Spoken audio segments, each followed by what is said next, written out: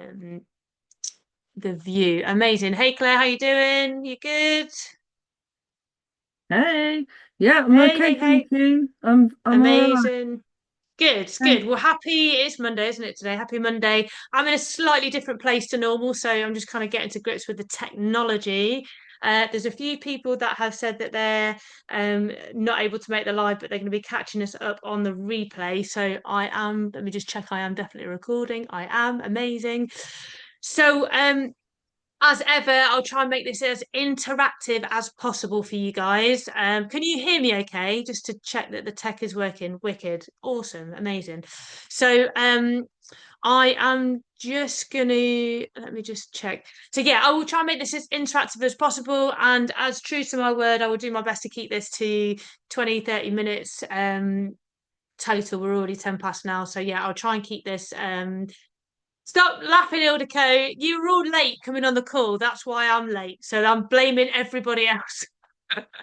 Um, Brendan, hi. Sorry, not on cameras. I'm heading out to a Christmas walking in the dark. I hope that's a Christmas do you on your way to. Right, I'm going to crack on then, so you guys can get as much out of this as possible. I've actually got a Christmas dinner also waiting for me off the back of this. I'm at my sister's up in Leicester at the minute, in the Midlands, East Midlands. So I'm going to share screen with you guys, so you can hopefully see. There's just a few slides that I want to share with you all this evening. So Claire, can you just give me a thumbs up? Can you just see a slide that says set point theory on it? Awesome, thank you, my lovely. And Avril, I hope you're well as well, my lovely. I'm guessing you are kind of multitasking, which is cool. If you are able to jump in at any point, please do. And again, if you're able to utilize the chat function just to let me know if this is making sense, and yeah, you're able to engage with it, that's cool as well. So before we dive into what tonight's all about is obviously why you're here is all about how to become a productivity ninja. So there's some theories that I want to share with you initially. There's two specific theories that I want to share with you. You may have heard me talk about these before, but I think sometimes depending on where you are, what time and what point in your journey you're at, or what's going on in your life, some things resonate, some things sink in, some things don't. We come back later on down the line and actually we get those aha moments when actually something sinks in. So I'm going to talk about two specific theories tonight, and then I'm going to go into some actionable strategies for you to be able to implement in order to hopefully be more productive, be more effective in your businesses, and essentially take more action. So first up is the set point theory. So Ildiko and Claire, you've obviously got your cameras on. So just thumbs up if you're familiar with the set point theory. No from Claire, no from Ildiko. Wicked, cool, cool, cool. That's always good when this is new information. And again, for anyone that is watching on the replay, what I will say is none of this is necessarily new information for everyone, or necessarily groundbreaking, but it's these marginal gains and these slight tweaks that we can do to our day to day that are going to make the biggest amount of difference. So first up, then we've got set point theory. So this essentially relates to us having a set point in our lives, and across all nature. I'm just going to let somebody in. Bear with me. Um, Across all different elements of life, we have a set point. So we often kind of refer to that as the default setting. For systems to operate efficiently and effectively in what we do. Hey Nessa, how you doing, my love? Um, we're just I'm only on the first slide, so don't worry, you've not missed much. So we're just talking about the set point theory to start with. So I'm just going to give you a few theories to get going, and then I'm going to give you some actionable, tangible strategies that are going to help you to be more effective and productive in your business. So hopefully that is helpful for you this evening. So yeah, the first things first, we've got a set point theory, which exists in all elements of nature and the world, and it's essentially a default setting. So this default setting allows us to operate efficiently in what we do. So for example, your body has a comfortable weight, temperature, or metabolism that won't necessarily change unless you force it to change. So, you know, maybe you can resonate with this. So have you ever felt like no matter how much exercise you do or how much you diet, that progress sometimes just doesn't feel like it's happening, or that your results have just hit a little bit of a plateau? So if that sounds familiar, then we've got an intimate group tonight. Hands up in on video or in the chat if you haven't got your video on, if that sounds familiar to you. Um, and so the good news here is that set points can be raised, okay, with the right mindset and action. And that's exactly what we're going to be looking at today. So again, this is a different setup for me. I'm not at home at the minute, so bear with me on the tech side of things. Okay, so just like in nature, we all have set points in our lives, limits we believe that we can achieve every single day. And this is, I refer to it as your activity set point. Okay, so it's comfortable, it's not easy, but it's not necessarily challenging. You are in your comfort zone. And the key to recognize this particular set point and ultimately recognizing where your set point is, and then the aim is to raise that set point higher. And it starts with essentially believing that you can do more. And as you push beyond it, your new level of activity becomes your new norm. So suddenly, what once felt like a bit of a stretch or a bit of tension or a bit of discomfort suddenly feels far more achievable. And here's the magic. When you raise your set point, your energy levels adapt to meet that new set point. So as your output increases, so does your progress towards your goals. So, let me ask you a question. So let's get a little bit of kind of interaction with you guys. So what's one way you could challenge your current set point, where you are today? Think about your current set point of where you are, and what could you do to challenge that particular set point? So have a little think about that. Drop it in the chat box. But I just want to start to get you to think, thinking in these ways of, okay, what is my current set point in business, in life, in a certain new business venture? What could you do to start to challenge that, to start to raise up or rise up your set point?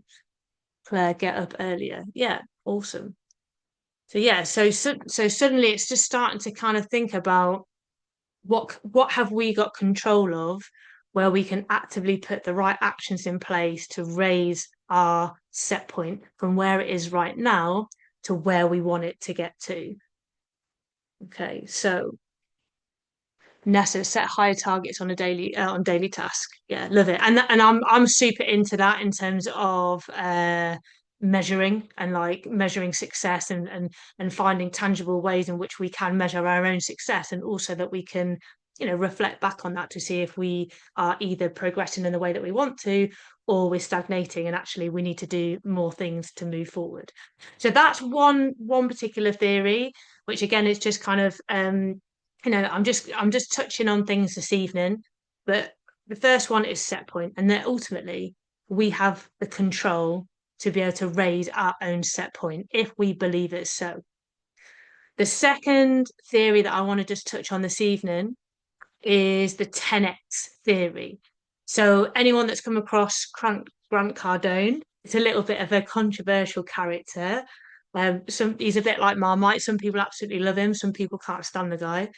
But if anyone's read his book, the 10x theory, essentially this comes from the notion or the concept that everything in life it takes 10 times more effort, 10 times more time, and 10 times more resources than you ever expect it to. And I'm sure we can all relate to that. So with that in mind, we should be taking 10 times more the action that we think is necessary in order to achieve the big goals that we've got, that we are setting ourselves to achieve. So, massive success demands massive action. It's about multiplying your efforts, staying relentless, unlocking your full potential with that unwavering determination. So, massive action will equal massive results and massive success. So, the big takeaway from this theory again is that success starts with your mindset, one thing that you have got complete control over. So believe that you can do more, that you can push harder, you can take bold action. And that's the fuel that it's going to require to get that rocket off the ground. So you probably all heard it a million times that, it takes 90% of the energy in order to get that rocket off the ground. But as soon as we've got it off the ground, it's effortless and seamless out into orbit. Apparently that's the concept there. So something that I always think about, when I'm starting a new task, a new venture, a new business, it's the foundations, it's the fundamentals, it's that groundwork that really needs the effort, the time, the focus, the energy in order to move that needle on where we wanted to move it to. So that's just two kind of theories that I wanted to just touch on before I move into the more tangible strategies that are going to help you to do more and achieve more without needing extra time. Okay, so this is the productivity pyramid, and anyone that's followed any of my stuff before may have come across this. So if you want to get more done with the same amount of time, there are 3 steps that I believe you need to master to become a true productivity ninja. So the tools that I'm going to share with you this evening, as I've mentioned before, isn't necessarily rocket science. It's not groundbreaking. But here's the truth that, success comes down to execution. So, my framework, how I help people, I'm all about, that first initial pillar is, connecting to your mission, connecting to your purpose, connecting to your why, getting that fire in you lit and roaring and raring to go. The second pillar of what I believe is absolutely fundamental to success is executing your plan. So this is where this really comes into its own. So the difference between success and mediocrity is your willingness to take action. So it's that whole Morpheus in the Matrix. You've got the red pill and the blue pill. What pill are you going to take? It's that red pill moment. Are you ready to do what it takes in order to achieve success, in order to achieve your dreams, your vision, your goals?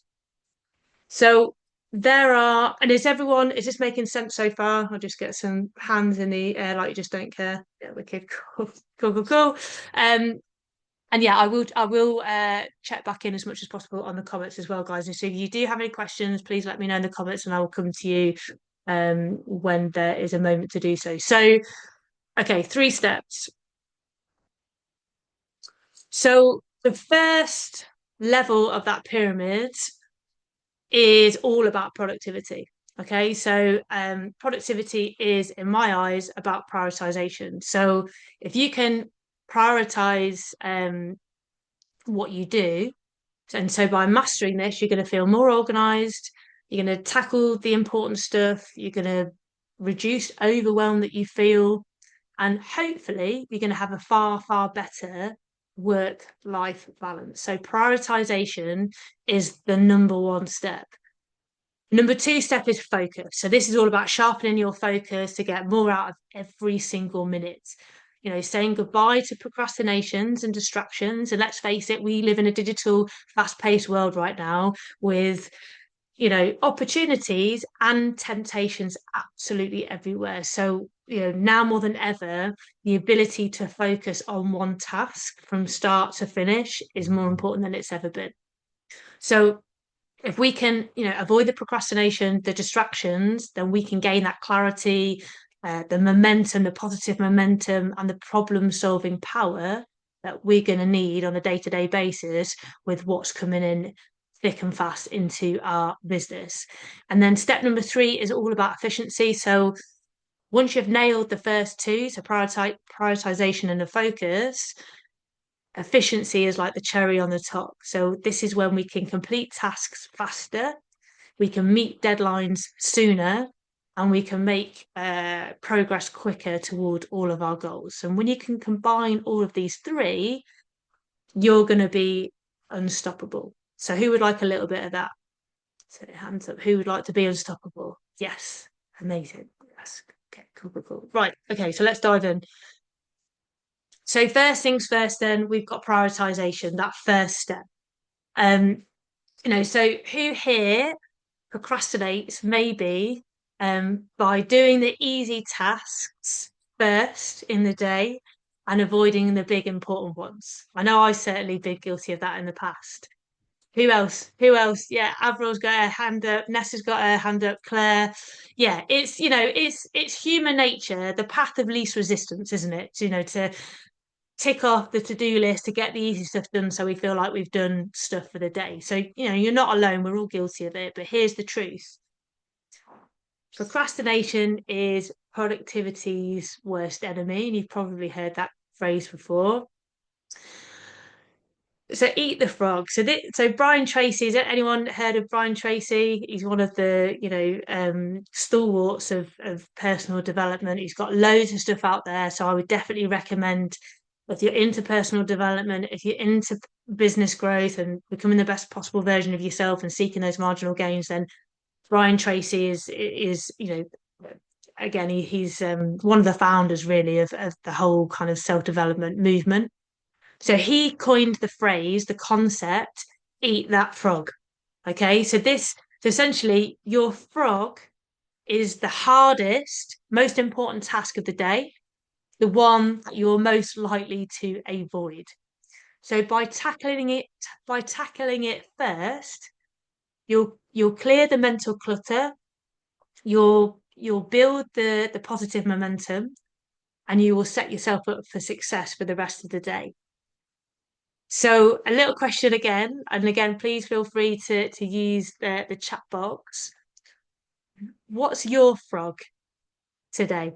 Or in your business, in your life, what's that frog at the minute that you are potentially avoiding that could be the thing that moves your needle the most? And again, I use a phrase sometimes that, the magic is in the work that we're avoiding. So have a little think about that. Claire, calling agents all the time. Yeah, I love that. I love that. So, Nessa, I'm not sure what business you're in, my lovely, but I know there's a few here that are in. There's a lot of property professionals in here tonight, and there's a couple of other businesses as well. But Avril, social media, yeah, and it's the thing, isn't it? It's the thing that sometimes we're not, you know, don't necessarily have loads of experience in, or it's brand new and we feel like, we don't necessarily have like the credibility behind us sometimes. And then we have all the imposter syndrome comes in. And I'll touch on a few of the points that's relevant to this right now. But it's the magic is in the work that we're avoiding to do. But this particular concept, in order to prioritize what we're doing and to be as effective as we can, is eating that frog, eating that frog first thing in the morning, first thing in the day. Get your knife and fork out and get amongst that frog and get it eaten. Yeah, again, you will be setting yourself up for success. Get it out the way, and then you can have your full focus on all of the other things that aren't as much as a priority or aren't necessarily going to move the needle as much. Okay, so the second thing that I wanted to chat about tonight, the second strategy when it comes to prioritization is a thing called the Eisenhower decision matrix. So President Eisenhower, mastered the art of, kind of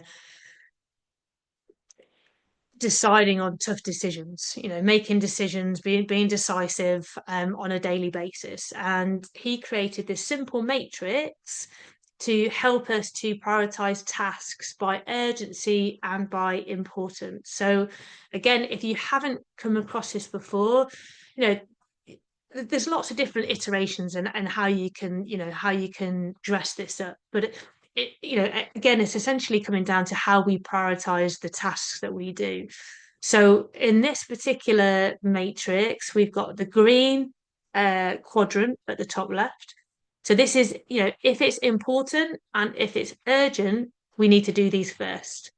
Okay, so again, when they're coming in, whether they're emails, phone calls, tasks that we need to do for the day, new business ventures, new strategies, new relationships, whatever that may be. But if the task is urgent and important, then we need to do this first above all else. Blue, okay, so the right hand top quadrant, it's important, but it's not necessarily urgent. So these tasks need to be scheduled. There may be more longer term goals that do need your attention, but we need to do the green first and then we come to the blue. So again, it's kind of starting to get our mind to be thinking about prioritizing tasks in an order. And again, being purposeful and intentional when we do that. Yellow bottom left is it's not important, but it is urgent. So we can think maybe here about delegating these. So if you've got a team, if you've got people that are helping you, potentially this is where you would think, okay, these are the tasks that I need to delegate off to somebody else. Maybe maybe you've got someone helping with your social media, for instance. Maybe somebody's helping you put your images together. Maybe, you've got somebody on Fiverr that you pay to do, some basic web design, whatever that may be.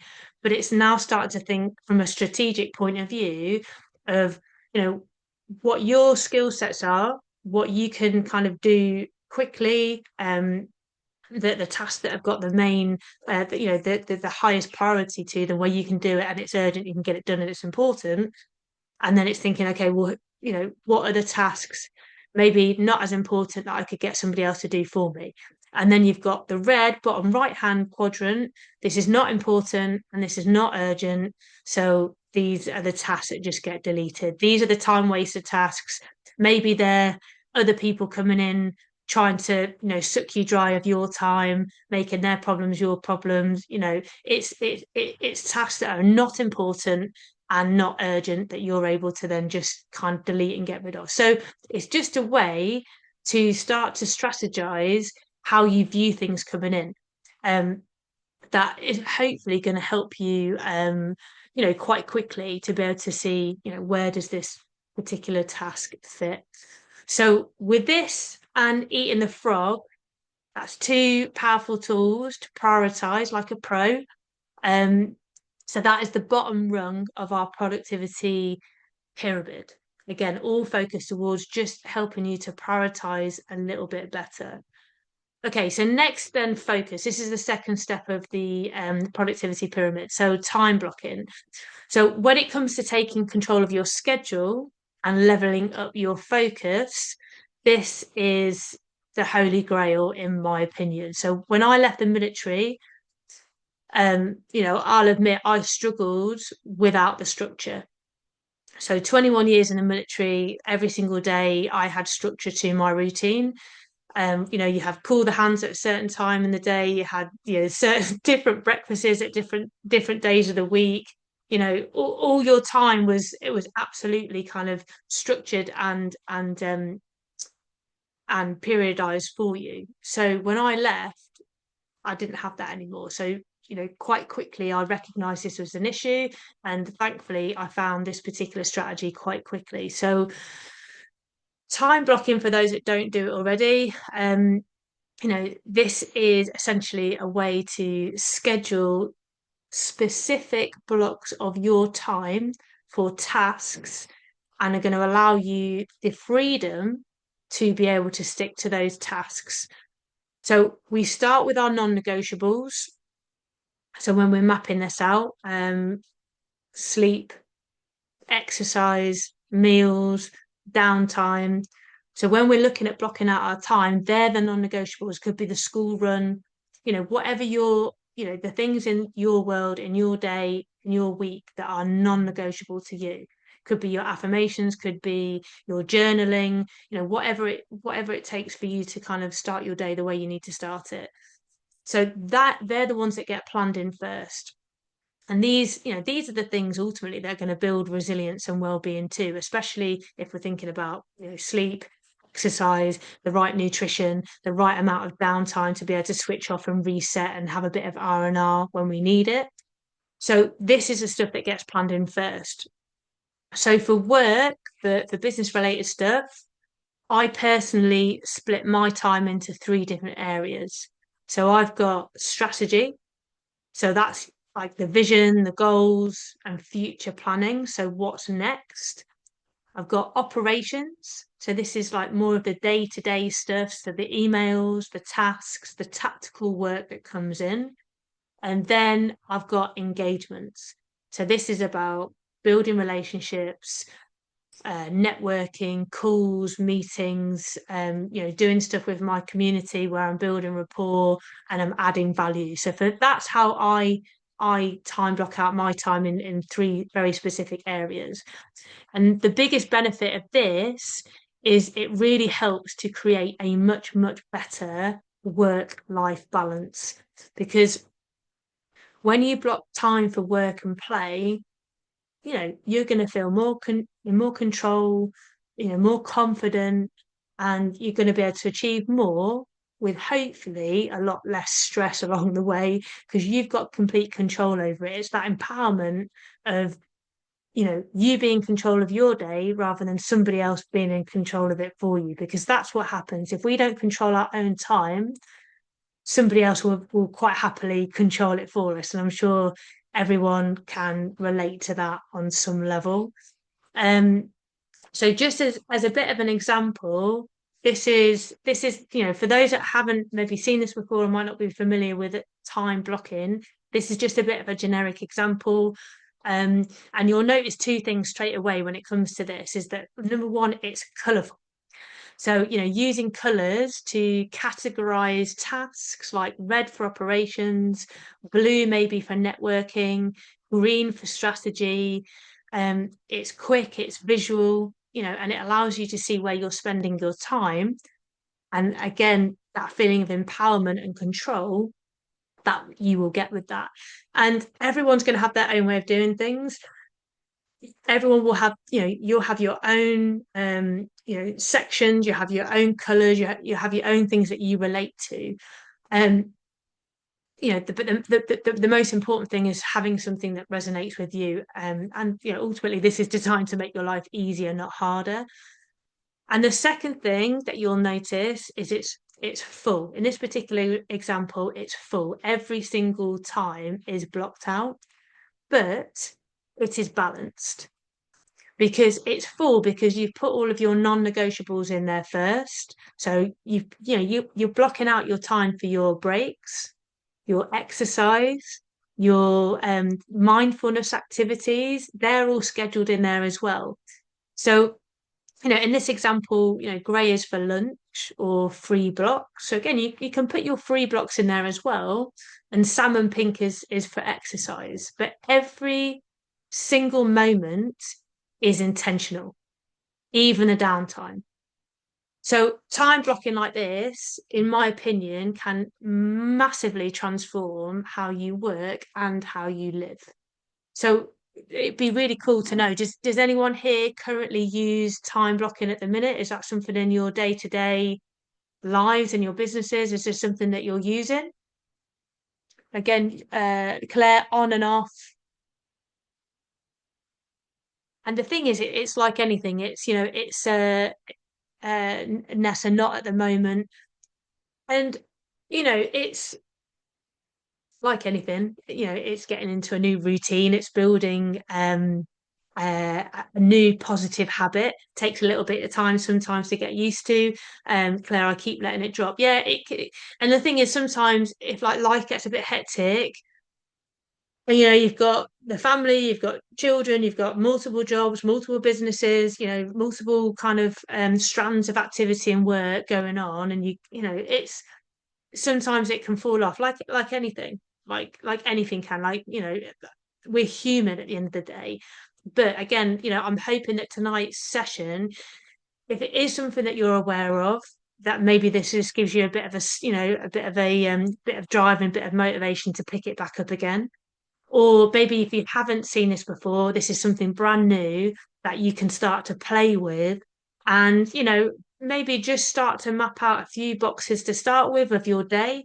Even if it's maybe from a social media point of view. I mean, I'm not talking about social media tonight, but from a social media point of view, like if you wanted to post 3 times a week, okay, because you've got a social media strategy, in a strategy, because social media, well, we don't want to be on it 24/7. We don't want to be just posting for the sake of posting, and it takes over our lives. We want to be, if we're using it for business purposes, which I would expect most people on this call are, or certainly thinking about using it for business purposes.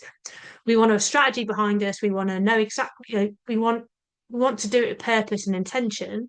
So you could use this as like, Monday, Wednesday, Friday, 7 o'clock. You could block out a slot, because that's your social media slot where you'll post and where you'll spend a bit of time engaging. If you're using social media to increase opportunities and leads into your business, for instance, just as an example.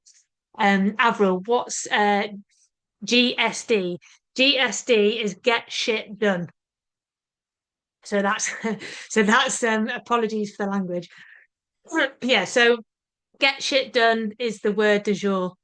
Okay, so next things we've got focus. Okay, so focus is our next step. And a particular focus of mine is energy boosts. So obviously, that I'm all about energy, and I think energy boost is a key factor when it comes to sharpening our focus and our productivity. So, when your energy is high, your mind is sharp, your motivation flows, and you have got that performance edge in what you do. So getting more done means identifying what boosts your energy and also avoiding what drains your energy. So, for me, exercise, going running, I my non-negotiable is, and everyone's diary is different, but I get up first thing and I go for a run, and that's just the way that my body and my mind works. I need to start off the day in that manner.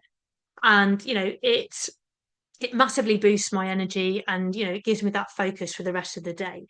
But on the flip side, anything to do with accountancy, numbers, digging into that stuff, it absolutely drains me of energy. I absolutely can't stand it. So I choose to delegate that particular strand of work. So I guess the point that I'm trying to make out on again, we just kind of wave tops on each one of these particular subjects, but just to give you a bit of an insight, self-awareness when it comes to energy boosts is everything. Planning your high priority tasks when your energy is at its peak, and saving your low energy tasks for later. So trying to align your energy with your workflow is critical for focus and productivity. So if you know when you are most energized in the day, maybe you have a natural flow to your day. Maybe like 2 o'clock post lunch coma is not when you want to be programming in your most highly valuable tasks that are going to be your income generating tasks. So again, it's just getting a little bit kind of strategic with how we plan our particular days out. Lucy, no worries, Nessa. I'll put the recording in the group, so you'll have the last few slides for you to catch up on. But yeah, no, lovely to see you here this evening. Okay, so the final step of productivity is the efficiency at the top. So this is the 80/20 rule. So first observed by Italian dude called Vilfredo Pareto, who noticed in the 20th century that approximately 80% of Italian land was owned by just 20% of the population. So nowadays, we use the 80/20 principle to suggest that roughly 80% of your results or outcomes come from 20% of your inputs. So with the underlying idea being that a significant majority of effects are driven by a minority of factors. So a great example of this, again, I'll use a social media example, a social media post. You could spend hours and hours and hours perfecting it, so the nth degree, but the key impact usually comes from your initial grabber at the top, and potentially your call to action at the bottom. So do you see how using that 80-20 rule, if you applied that to a social media post and you made sure that you had a really good grabber and a really good call to action, that's probably gonna yield you the best results for your effort put in. So again, we can apply that to all tasks across our businesses. So it's essentially focusing on what truly moves the needle in your business. So by prioritizing the most impactful tasks, and again, it's usually in the stuff that we're avoiding. If we can prioritize that, you can achieve more with less effort, time, and stress. So, making the 80-20 rule your secret weapon for efficiency. Okay, last slide. So this is all about progression over perfection. Okay, so is there any perfectionists in the room this evening? So hands up for you ladies that are left. Any perfectionists in the room? And I 100% know that I've worked with all of you, and I know this to be the case because I'm one too. I think it's the curse of being a high achiever, somebody that's striving for more, to be better, to push more, to achieve more. But what do we think the downside of being a perfectionist is? Like, what could be the downside of that? And again, let's hear it in the chat. What do you think the downside of being a perfectionist could be to your business, to your life? I don't have the time. It's time wasting. Yeah. Yes. Again, it's time, isn't it? It's Avril, that you don't achieve. Yeah. No, great shares, ladies. And yeah, all absolutely bang on. And here's the reality. Perfectionism can lead to procrastination, missed opportunities, stress, and even fear of failure. All of those things sound familiar. I've certainly felt all of those things, along my journey. And I recently heard somebody say, if your first product or if your first social media post or your first investor pack, is perfect, then, you've probably waited too long to put it out. If your D2V letters are, sitting on the desk and you've not sent them because you want them to be perfect top to bottom, you've waited too long. So again, really the key takeaway that I want you to, go away with this evening is focus on progress, not perfection. Taking imperfect action and learning as you go will always move you closer towards your goals than waiting for everything to be perfect, flawless. It doesn't exist. So we'll just never move forward because we'll be constantly striving for something that does not exist. So, one way to embrace the mindset, and it's something that I go on about in the community all the time, is celebrating the small wins.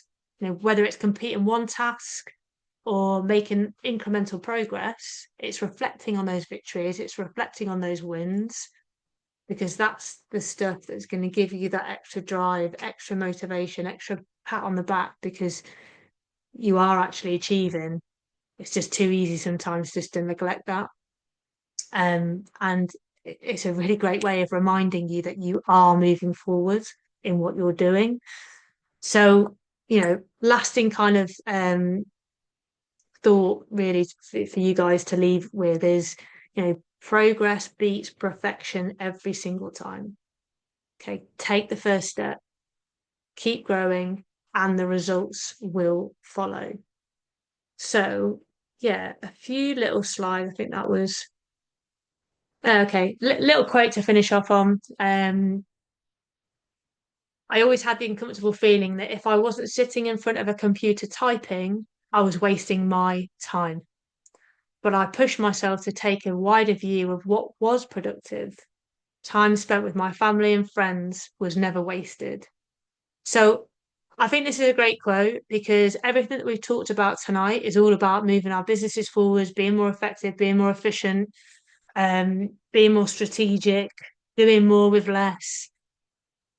But we can't lose sight of the fact that actually making the time for the important things, making the important things the important things, enjoying the ride. Like it's not just about the destination, it's about the journey that we're on as well.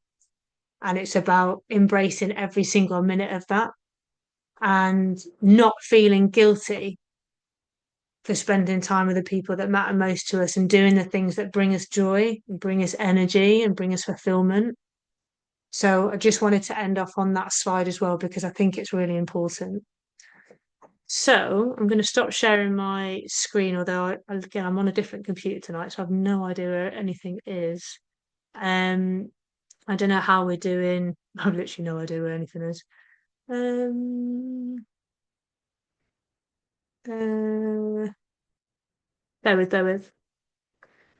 No idea how to stop sharing. No, no idea. Apologies. No,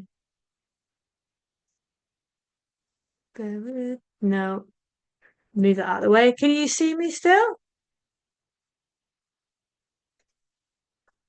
Oh, I love it. I love it. I love it. I love it. Right. Bear with. Oh, what a absolute. Somebody come off mute and talk to me. All Right, I let could me. tell you is what I see on my screen. Just I can see you again. Sorry, I couldn't see you. Right, cool. So what time are we on? 10 to. I've run a little bit over, and my sister's going to kill me because she's cooked me a roast dinner for my niece and nephew and Steph here as well. But hopefully that was useful for you ladies this evening. Um, yeah, just a few little concepts to think about, and then a few strategies to actually implement. But yeah, hopefully that was useful this evening. Yeah, it was. Thank you. Amazing. Cool. Right. I will hopefully see you all in the group for the challenge this week. If you can remember, you don't have to do it live, you can catch up at any time. But I've got a 3-day challenge starting tomorrow. It's all going to be helping you to build clarity, confidence, connection, and to end 2024 with a massive bang. Who's up for that? Awesome. Right. I will see you tomorrow. Hope you guys have had a lovely day and keep enjoying the ride, no matter what you do. Thanks, See you Lucy. later. Bye. Bye. See you.